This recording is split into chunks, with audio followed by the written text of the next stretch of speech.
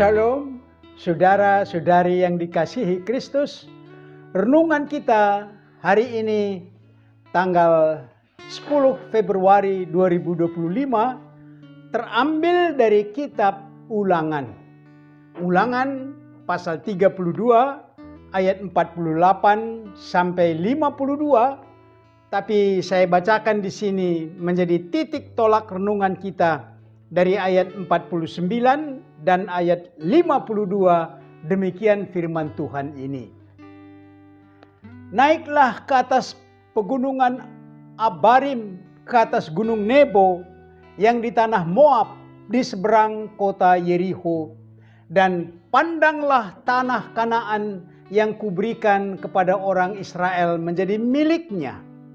Engkau boleh melihat negeri itu terbentang di depanmu, tetapi tidak boleh masuk ke sana, ke negeri yang kuberikan kepada orang Israel.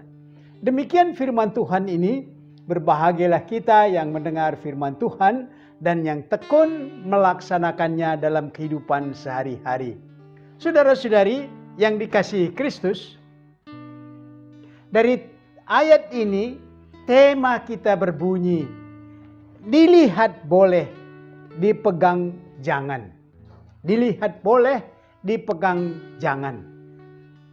Saudara-saudari yang dikasihi Kristus, banyak kisah perjalanan hidup seseorang seperti kata peribahasa, berakit-rakit ke hulu, berenang-renang ke tepian. Peribahasa ini menunjukkan suatu perjuangan hidup yang penuh tantangan, bahkan derita, tetapi akhirnya menikmati dengan senang hasil perjuangannya. Janganlah terjadi justru sebaliknya, yaitu hidup derita terbuang di akhir karya yang telah diperjuangkannya dengan kerja keras. Bagaimana dengan perjuangan kerja keras Musa membawa umat Israel keluar dari negeri perbudakan, memimpin umat itu selama 40 tahun mengembara di padang gurun di Jazirah Sinai, mendapat tantangan baik dari umat itu sendiri maupun dari bangsa-bangsa di negeri yang mereka lalui. Tidak sedikit juga Musa mengajukan protes terhadap Allah atas kesulitan yang dihadapinya, menunjukkan dia bersedia mundur dari tugas itu kalau itu kehendak Tuhan. Tetapi Tuhanlah kekuatan, Tuhanlah penasihat, bahkan pelaku membawa umat itu keluar dari Mesir agar mereka sampai di tanah perjanjian, yaitu tanah Kanaan yang dijanjikannya menjadi milik pusaka bangsa itu. Saudara-saudari, malang melintang, suka duka, mujizat demi mujizat telah diperlihatkan Allah melalui Musa memimpin umat Israel. Haus dan lapar mereka alami, tetapi Tuhan tidak pernah meninggalkan mereka. Petunjuk demi petunjuk, hukum demi hukum telah disampaikan Tuhan agar hidup umat itu, umat Israel, berkenan kepada Tuhan. Umat itu harus berbeda dengan bangsa lain karena Tuhan menyertai mereka. 40 tahun telah berjalan, tinggal selangkah lagi mereka menyeberangi sungai Yordan, maka sampailah umat itu nanti di tanah yang terjanji, tanah Kanaan. Berakit-rakit ke hulu telah dijalani oleh Musa dan Harun, tetapi dia tidak turut berenang-renang ke tepian. Sampailah umat itu di sebelah timur sungai Yordan. Di sebelah baratnya adalah tanah Kanaan itu.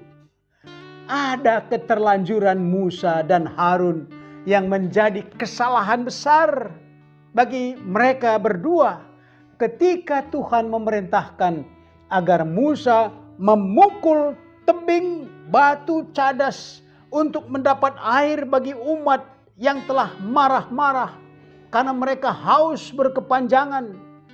Dengan emosi dan kesal, Musa memukul batu cadas itu dan memang air memancar dari batu itu.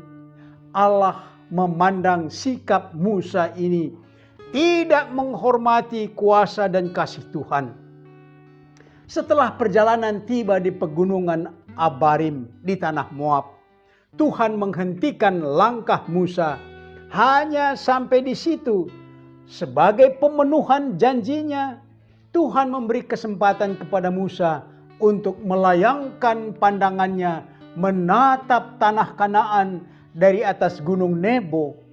Terlihat di sepanjang lembah Yordan, tanah hijau dan subur. Hutan di lembah Yordan yang dikatakan oleh Tuhan tanah yang berlimpah susu dan madu disaksikan oleh Musa. Selama 40 tahun memandang padang gurun yang gersang, panas, maka tanah Kanaan itu bagaikan tanah berlimpah susu dan madu.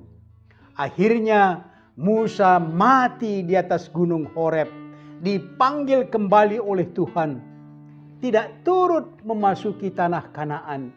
Musa melihat boleh, tetapi memasuki tanah Kanaan jangan. Mari saudara-saudara, kita aplikasikan renungan ini dengan pokok berikut.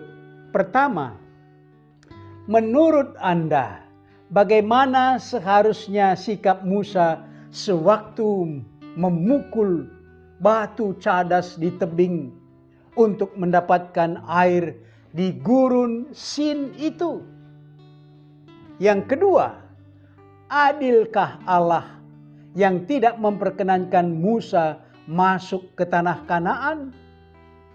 Yang ketiga, pernahkah Anda terlanjur karena emosi sehingga melanggar firman Tuhan?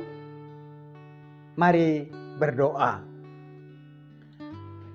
Bapa kami yang di sorga, emosi, kesal, dan marah sering tidak dapat kami kendalikan, sehingga kami melakukan salah dosa.